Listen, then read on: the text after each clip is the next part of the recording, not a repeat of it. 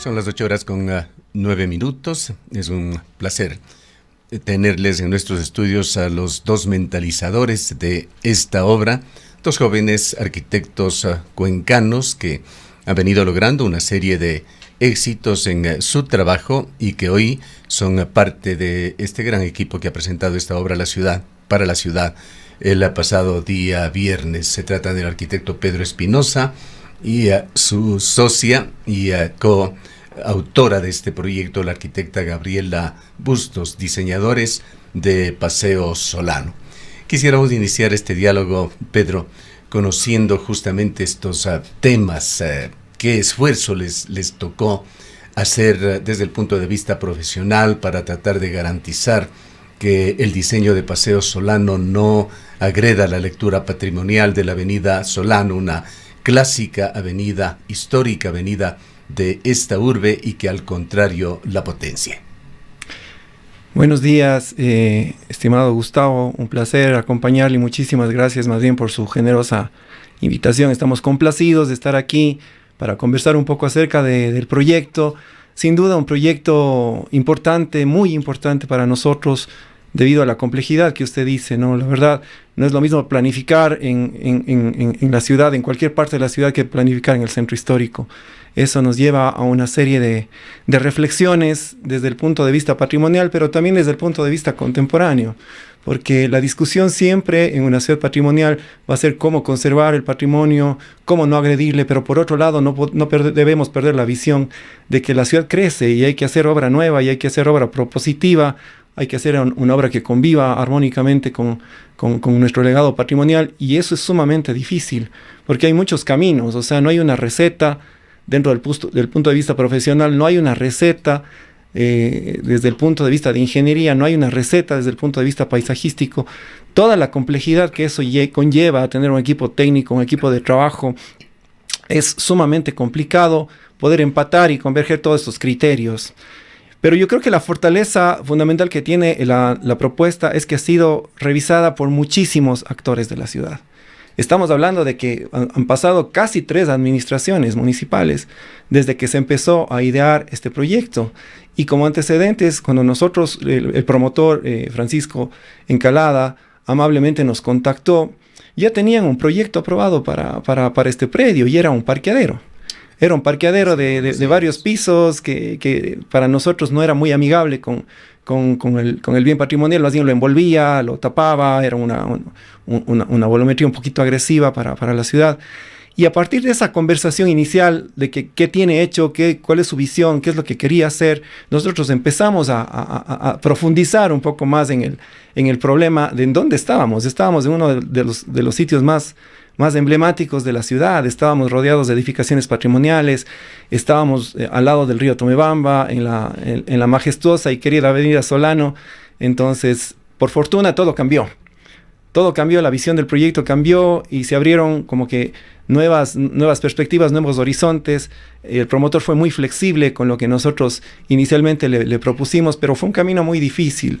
Porque tuvimos primero que dar de baja el proyecto anterior, segundo, plantear nuevas determinantes. Y lo complicado de esto fue que este predio está en medio de 2 zonas de planificación. Por un lado está en el borde del centro histórico, está muy cercano al centro histórico, pero por otro lado, al mismo tiempo, está en la parte nueva de la ciudad. Y eso fue lo complicado. Zona de Ejido. Se tuvieron que hacer literalmente para el predio un determinante especial dentro de su línea de fábrica, para poder interpretar ese IPRUS que le llamamos nosotros, ¿no? Las actuaciones, las determinantes, los retiros, las alturas, todo eso fue discutido por varias administraciones de cuál escenario se debía considerar, el del centro histórico, el de la ciudad nueva, o era una fusión de las dos, y finalmente se concluyó que era una fusión de las dos. Teníamos que respetar parte de la normativa del centro histórico y podríamos tener ciertas libertades de la nueva zona del Ejido. Y estamos también con la arquitecta Gabriela Bustos. Cuando decía jóvenes arquitectos, me refería más a usted que a Pedro.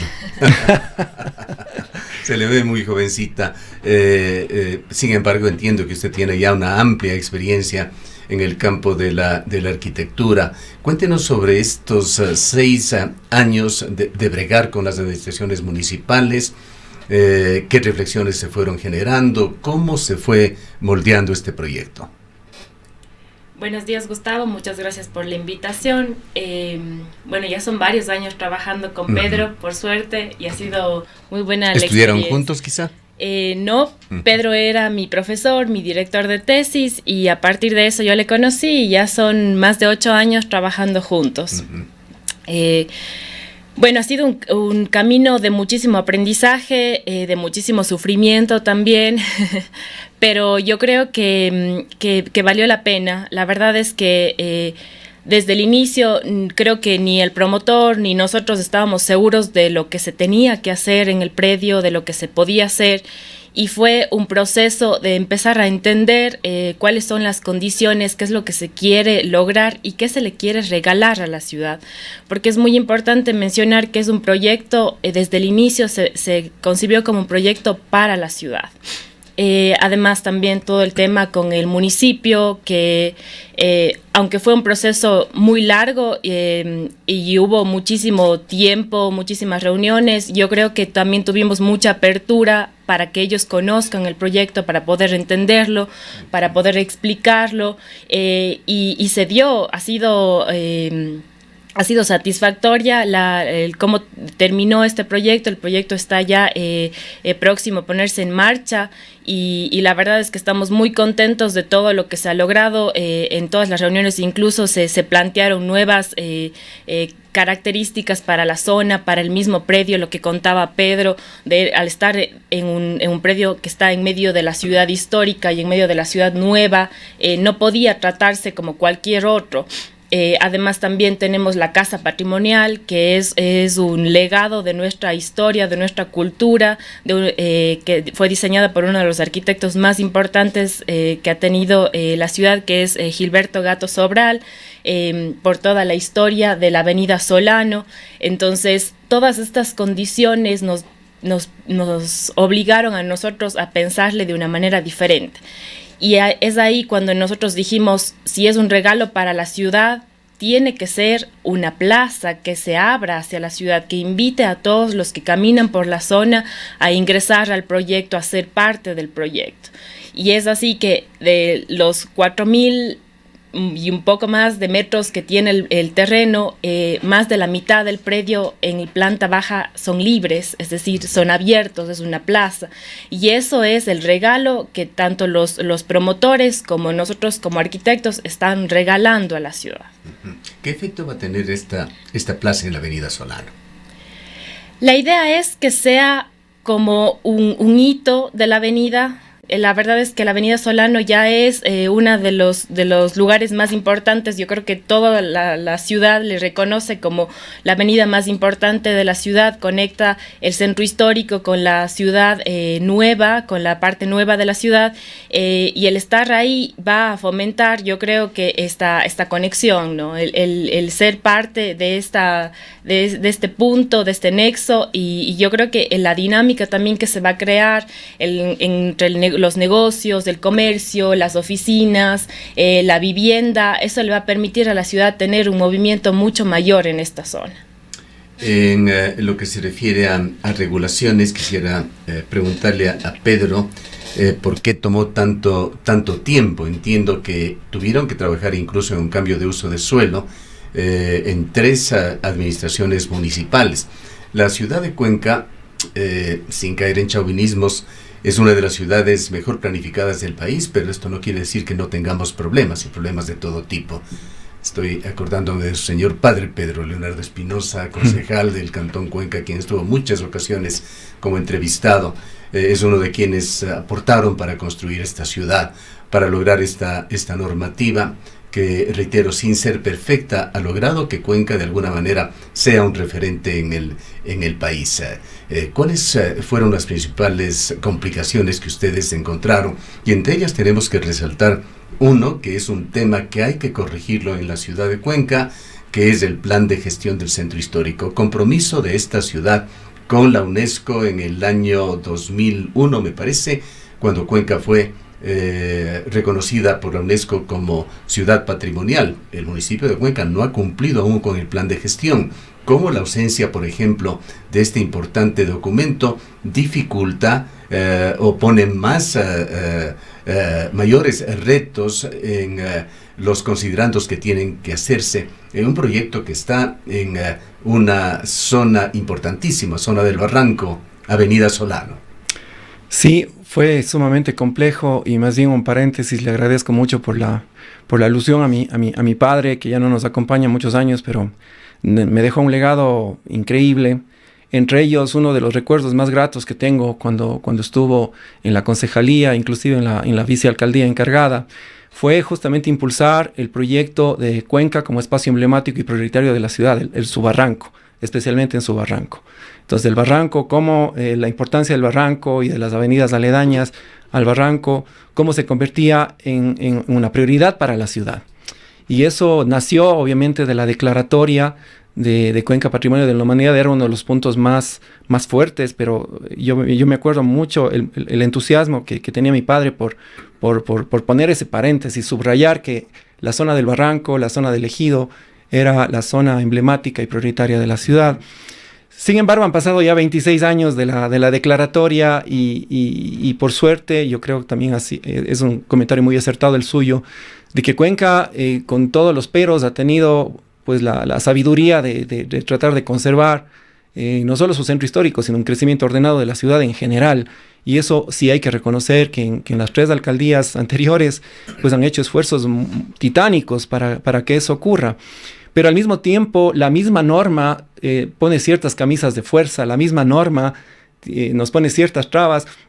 Y claro, como decía Gaby en su intervención, tuvimos mucha apertura realmente de las autoridades de las 3 administraciones para poder conversar, para poder explicarles de la complejidad de ciertos predios, no solo sino de ciertos predios que tienen características muy especiales en la ciudad, y cómo se les debería interpretar desde la parte normativa. Y a veces los mismos funcionarios municipales nos dicen, sí, yo estoy totalmente de acuerdo con usted, no debería ser así, pero la norma lo dice y tenemos que respetar la norma. Entonces, claro, eso necesita urgente un refrescar.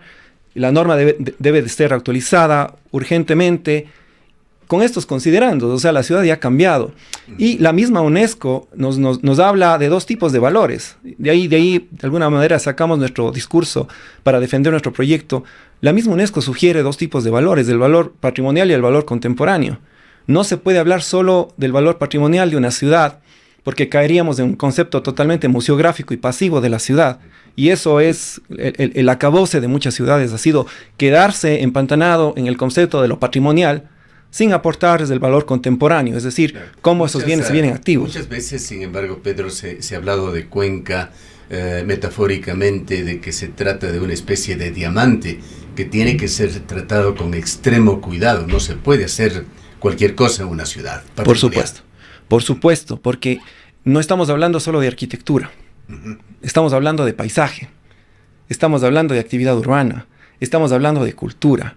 O sea, el patrimonio tiene que entenderse en el sentido ecuménico de esa palabra, en la integralidad del concepto de patrimonio. La arquitectura es una partecita de eso. Y si bien es la parte más visible, es el reflejo de todo lo anterior, nosotros tenemos que cuidar mucho el paisaje, por ejemplo, de la ciudad. No se puede hablar de la pertinencia de un proyecto, y hemos visto con pena muchos proyectos en la ciudad, donde si bien podrían ser proyectos interesantes, por ejemplo, que reactiven económicamente a la ciudad, agredan el paisaje. Claro, algunos lo hacen. Hay una activación, sin duda, aquí de la construcción en Cuenca. Estamos observando crecimientos sostenidos del 15% anual, contrastando con el resto del país, en donde la construcción cae y hay proyectos que realmente no contribuyen a la ciudad.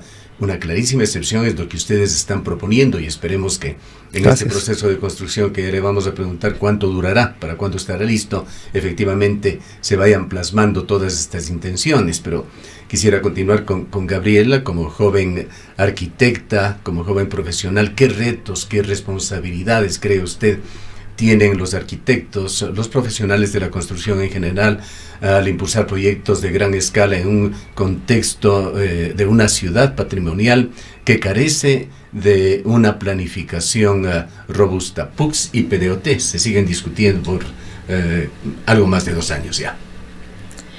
Bueno, yo creo que Pedro ya lo mencionó un poco. hay que crecer. La ciudad está avanzando muchísimo y nosotros como arquitectos tenemos que considerar todo lo que se viene y todo lo que tenemos atrás. La ciudad no puede quedarse. Si bien nosotros tenemos un legado patrimonial muy grande y tenemos que respetarlo, tenemos que cuidarlo, eso no significa que nosotros tengamos que quedarnos ahí. Y la ciudad tiene que avanzar y nosotros como arquitectos tenemos la responsabilidad de hacerlo de la manera más profesional, pensando en el futuro de la ciudad, pensando en lo que puede funcionar, en lo que puede afectar también. Es una lucha. Con todas las ordenanzas. La verdad es que no es fácil. Mucha gente, y incluso nos ha pasado a nosotros, que cuando intentamos hacer un proyecto en el área del centro histórico nos decepcionamos y lo dejamos pasar, porque la verdad es que el camino es muy largo. Centro histórico es todavía más complejo. Centro histórico es todavía más complejo, sí. Claro. Entonces, yo creo que hay mucho camino todavía por recorrer con el tema de las ordenanzas. Yo creo que el municipio está abierto. El problema es cómo lograr que esto se impulse, cómo permitir que la ciudad siga avanzando sin quedarnos aquí estancados en un patrimonio que sí es precioso, pero que no puede sostener en la ciudad, que eso no puede sostenerse en la ciudad. Entonces, yo creo que es un reto no solo de los profesionales, de los arquitectos, sino también del municipio, de cómo podemos avanzar con esto. ¿Cuál es, Pedro, por ejemplo, hablando de estos temas complejos que requieren de equilibrio, que requieren de buen criterio, que requieren de buen gusto, entre muchas otras cosas, ese problema del que se habla de la gentrificación del centro histórico? Hay intenciones que incluso se pusieron ante la UNESCO de que el centro histórico tiene que poblarse y no lo contrario, pero de acuerdo con estadísticas que hemos conocido de aproximadamente 40.000 personas que habitaban el centro histórico en la época en que Cuenca fue designada como Patrimonio de la Humanidad, esto ha disminuido y estaría tendiendo más hacia 24.000, 25.000 personas. Justamente es lo que acabamos de mencionar, es la falta de políticas de apoyo y de incentivo a que esto ocurra.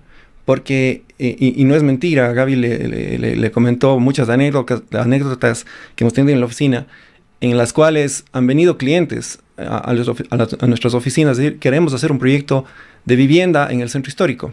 Qué lindo, o sea, nosotros les apoyamos, qué bueno que se ejecuten ese tipo de proyectos, pero nos topamos con tantas trabas en el proceso que desistimos de hacer esa obra. Porque nos piden miles de requisitos, nos dicen no hay cómo hacer nada, nos dicen tiene que cambiar esto, tiene que cambiar el otro, y al parecer resulta un castigo para las personas que quieren emprender proyectos en el centro histórico.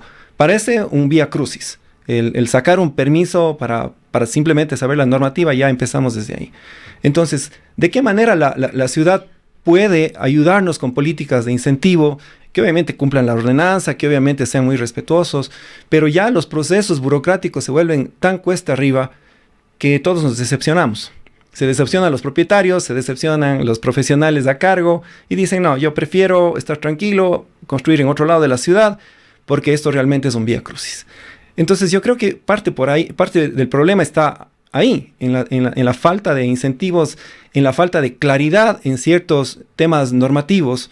Tuvimos hace pocas semanas nosotros un caso muy puntual de un amigo migrante que quiere invertir en la ciudad, que había comprado una casa preciosa, pero la casa, digamos que estaba parcialmente destruida, una parte debía restaurarse, pero en la otra parte de la casa se podía hacer una obra nueva. Y tuvimos una inspección con técnicos del centro histórico y nos dijeron, no, creo que no hay cómo hacer nada. O, ¿sabe qué? Vea si es que hay algún profesional que le hace un estudio arqueológico, que le hace esto, que le hace el otro. Entonces, realmente no ayudan mucho. En algunos proyectos sí nos han ayudado, pero en otros más bien nos ponen muchos peros, muchas trabas. Y esto no contribuye a evitar la gentrificación, porque claro, la gente dice, no, está muy complicado vivir aquí, vamos por otro lado, o desplacemos, aquí hagamos más bien algo comercial, que es más fácil que algo de vivienda. Entonces todo está relacionado a un no haberse refrescado la normativa en tantos años. Ahora, en la ciudad de Cuenca, la normativa en muchos casos se concentra en el centro histórico, pero abandona zonas periféricas de la ciudad. Pensemos, por ejemplo, en el ingreso sur. La imagen que se tiene por allá es realmente lamentable. En esto quisiera preguntarle también, Pedro, ¿cómo está el municipio en cuanto a estudios de diseño en detalle de las edificaciones, también de estudios paisajísticos? ¿Se los realiza para asegurar que un proyecto no degrade las relaciones visuales con el entorno montañoso de Cuenca, con el entorno patrimonial? Tenemos una mega obra por allí que, si bien va a ser un catalizador de la economía, lamentablemente ha constituido más bien una agresión hacia la ciudad. Sí, sé exactamente a la obra que usted se refiere, Gustavo, y sí, claro, fue muy... No tenemos el problema en sí, decir el molde del Alto, que no sabemos cómo pasó los filtros municipales, una obra que veamos cómo funciona, pero que lamentablemente compite ya en el paisaje con la ciudad patrimonial, con las cúpulas de la catedral y las iglesias. Totalmente de acuerdo, porque es justo lo que hablábamos anteriormente. Hay mucha preocupación en cuanto a la normativa del centro histórico, de protegerlo, y eso está bien, pero la ciudad es más grande que el centro histórico y se desborda, y justamente lo más interesante de Cuenca, aparte de su centro histórico, es su perfil montañoso, son sus ríos, son sus áreas verdes, y justamente ahí es donde falta una política clara de control de esto. Porque claro, se habla de pasar todos los filtros de la construcción, por ejemplo, de la parte técnica, pero ya la parte paisajística ni siquiera es considerada. Cuando usted hace un estudio en la ciudad en general, para cumplir con cualquier proceso y tener un permiso de construcción, usted tiene que pasar por una serie de ingenierías técnicas, todas ellas técnicas, ¿no? La parte estructural, hidrosanitaria, eléctrica, telefónica, telecomunicaciones, basura, la parte ambiental, pero no se habla de la parte paisajística, por ejemplo. Cuando nuestro tesoro, creo que la ciudad, la belleza de la ciudad, está en su paisaje. O sea, tenemos un paisaje privilegiado, estamos rodeados de montañas, tenemos unas zonas naturales cercanas increíbles, los ríos y todo lo que cruza por la ciudad. Y es curioso que nos den más importancia, por ejemplo, a un estudio, no sé, pues eléctrico, que a un estudio paisajístico. O sea, ya uno se entiende que es un requisito técnico, pero el otro es una necesidad de la ciudad. O sea, si a nosotros nos piden, por ejemplo, hablando de Paseo Solano, nos pidieron estudios de parábolas visuales, por ejemplo, que el proyecto no se vea, que no se agreda desde el centro histórico. Cumplimos con estudios inclusive que no estaban en la normativa, y lo hicimos por nuestra tranquilidad y por la tranquilidad de los cuencanos de que el proyecto no va a ser agresivo. Entonces nos exigieron, por ejemplo, Gustavo, estudios de parábolas visuales. Entonces, los técnicos se paraban en la Avenida Malo, se paraban en ciertas partes del barranco, se paraban en la Avenida Solano y veían que el proyecto no tapaba visuales importantes como Turi o como algunos hitos históricos, y lo cumplimos, y eso es responsable, porque era un proyecto que exigía ese tipo de estudio, por ejemplo, o una lectura histórico-crítica que hizo una tercera profesional, una experta en patrimonio. Ella cogió el proyecto por petición del Instituto Nacional de Patrimonio, que me parece una acertadísima decisión, y fue un externo quien nos dijo, a ver, tienen que hacer esto, tienen que hacer el otro, el edificio nuevo tiene que retirarse tantos metros de la visual del edificio, es decir, cumplimos con una serie de requisitos sumamente importantes para este proyecto, y lo hicimos con mucho gusto, porque eso es una actitud responsable ante la ciudad. Pero, por ejemplo, con los otros casos que usted nos comenta, se debió haber hecho un estudio paisajístico y ver cuál fue el impacto de poner construcciones de gran envergadura en los filos de la montaña, ¿no? Entonces, son temas que van un poquito más allá de una reflexión normativa.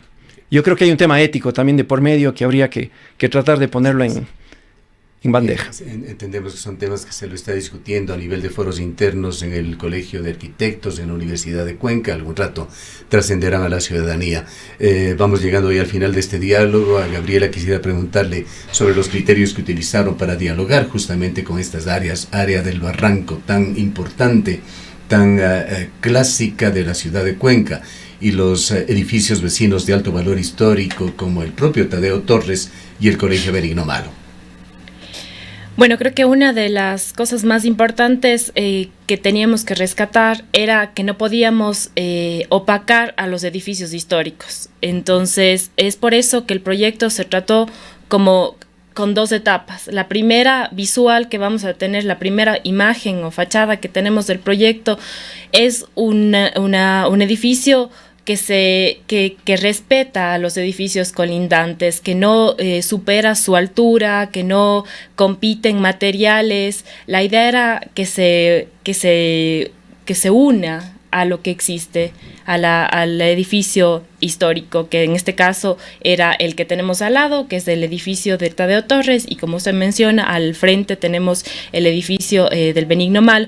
Sin embargo, también en la misma zona, al lado de estas edificaciones, hay edificaciones de mayor altura, hay edificaciones de otro tipo de materialidades, de otro tipo de usos. Entonces, en base a eso, nosotros también decidimos proponer una segunda etapa, un segundo edificio en la parte posterior, sin que le compita con el Tadeo Torres, sin que impida, como decía Pedro, las visuales, sin que se modifique absolutamente nada del paisaje, algo también muy respetuoso, teniendo en cuenta muchísimo el tema de los materiales, de cómo se va a tratar, de qué se va a dejar libre, del espacio que hay entre cada uno de los edificios. Todo es un tema que nos fueron dando las pautas, el venir en este proceso de aprendizaje y de entender el terreno, de entender cuáles son las condiciones que queríamos tener en el proyecto. Es por eso que no se hace una sola torre, sino son como 3 bloques, están separados, cada uno tiene su distancia, tanto del edificio patrimonial como la distancia que tienen entre ellos. Es para que no sea un bloque gigantesco en medio de un terreno patrimonial. Bien. Vamos a terminar, Pedro, también con una inquietud, si es que es posible conocer el monto de la inversión que significa este proyecto. Escuchamos a Pablo Acampán el día de la inauguración señalar también que aproximadamente un 75% de la obra será realizada por manos cuencanas. Ha sido ya mentalizada por ustedes como arquitectos cuencanos. Entendemos que hay equipos fiscalizadores y de otro orden que igualmente serán de esta ciudad. Es decir, hablemos también sobre el impacto económico en esta urbe de este proyecto. Sí, bueno, nosotros no conocemos con mucha precisión, no somos los promotores, somos los diseñadores, pero algo conozco. Primero, me admiró gratamente conocerle a Pablo, realmente un tipo muy inteligente, brillante, un tipo muy sencillo, un tipo que realmente con el pasar de los meses que nos conocimos y tuvimos reuniones, le he llegado a admirar mucho, la verdad. Y él entendió que construir en Cuenca es totalmente diferente que construir en otras ciudades del país. Y creo que partimos de ese hecho. Él lo dijo en su discurso el día viernes y realmente estamos muy contentos con eso, ¿no? Que haya entendido que no es lo mismo construir en Guayaquil o en Quito o en Manta que en Cuenca. Y él se sintonizó absolutamente con la propuesta y casi todo el equipo de trabajo. Yo podría decir que el 80 o 90% del equipo de profesionales que vamos a estar directa o indirectamente en el proyecto vamos a ser cuencanos. ¿Sí? No son ideas traídas de fuera, ni mucho menos, no son profesionales que han venido de fuera a imponernos cosas. Más bien, Pablo ha sido totalmente receptivo a él adaptar su logística de oficina a nuestro proyecto, a nuestra realidad, a lo que quiere el promotor, y eso es algo muy, muy rescatable. En cuanto al nivel de inversión, estamos hablando de una inversión de cerca de $12 millones que se hará. Lo que decía Gaby es interesante porque ya las fórmulas de desarrollo inmobiliario no funcionan, porque en teoría no nos darían los coeficientes de edificabilidad versus el tamaño del terreno, por ejemplo. Es algo que en inmobiliaria nosotros terminaríamos perdiendo. Pero justamente ellos están sintonizados con que, por ejemplo, dejar más del 50% del área libre para la ciudad. Eso es lo que necesita la ciudad, y ellos más bien van a hacer una suerte de estrategias para cómo revitalizarlo, tal vez con cafeterías, con restaurantes, darle un poco de valor agregado a esa plaza. Pero estamos hablando de que es una inversión importante, son cerca de $12 millones. Bien. somos realmente legos en arquitectura, pero es un proyecto que nos ha complacido mucho desde su parte visual. Además, está ubicado en uno de los lugares icónicos de la ciudad. Sin duda, una gran contribución para este urbe. Felicitaciones a ustedes por ese esfuerzo sostenido de 6 años para sacar adelante este proyecto, y les agradezco mucho por su presencia. Muchísimas gracias, Gustavo. Gracias. Han escuchado al arquitecto Pedro Espinosa y a la arquitecta Gabriela Bustos, diseñadores de este moderno proyecto inmobiliario que se instalará en la avenida Solano, el Paseo Solano. Son las 8:39 minutos.